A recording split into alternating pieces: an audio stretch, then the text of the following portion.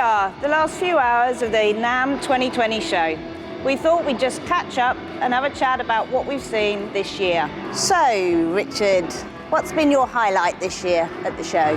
This is not so much a new product show, although there are new products and launches. It's more about a coming together of the pro audio and MI industries, and not just North America, which this is known for, but it's more to do with the world. A lot of Asian Pacific customers come here, distributors, Latin America.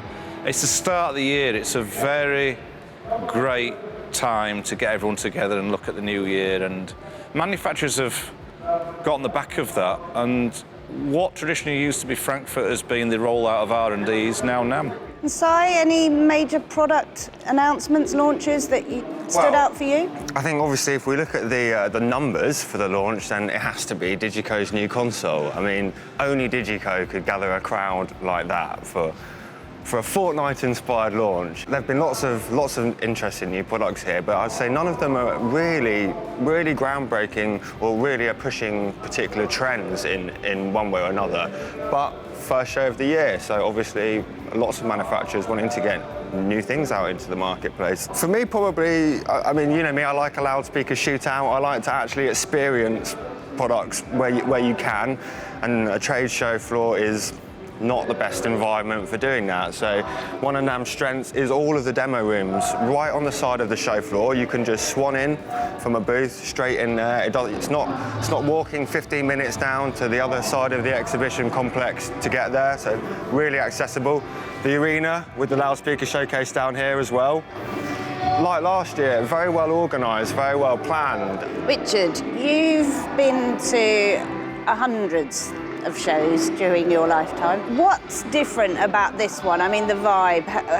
What can you say about NAMM as the way it feels to you? It's like a rebirth, isn't it? It's the start of the year, everyone's optimistic. It's the start of the season, you've got sunshine, music. It's always a very positive vibe, as you know. So you don't have to talk about new technologies and products here. It's a coming together. With the training initiatives, the live production values, it all meshes together in a great way. We had a great night out the other night with some chaps from Latin America, from D&B, for example, and we all got one thing in common, it's music. We all talk about that, and that's the commonality, I think, here. Always has been, always will be, I hope. It's going to be interesting to see how that evolves and keeps positive. If you're going to talk about less positive aspects, it can be a little bit wearing getting in and out of here, I guess, with the badges and...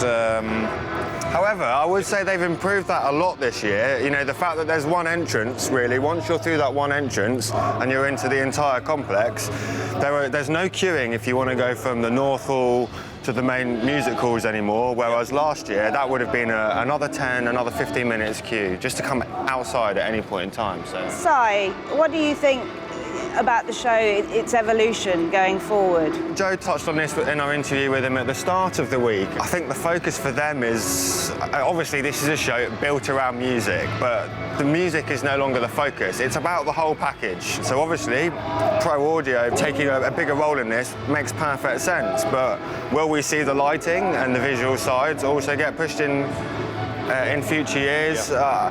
Hopefully we will do. I mean, I did speak to a couple of people down in the lighting halls earlier, and they were convinced this is and always will be an audio show, regardless. Everybody we've spoken to resolutely positive about this show. You know, there's a real energy.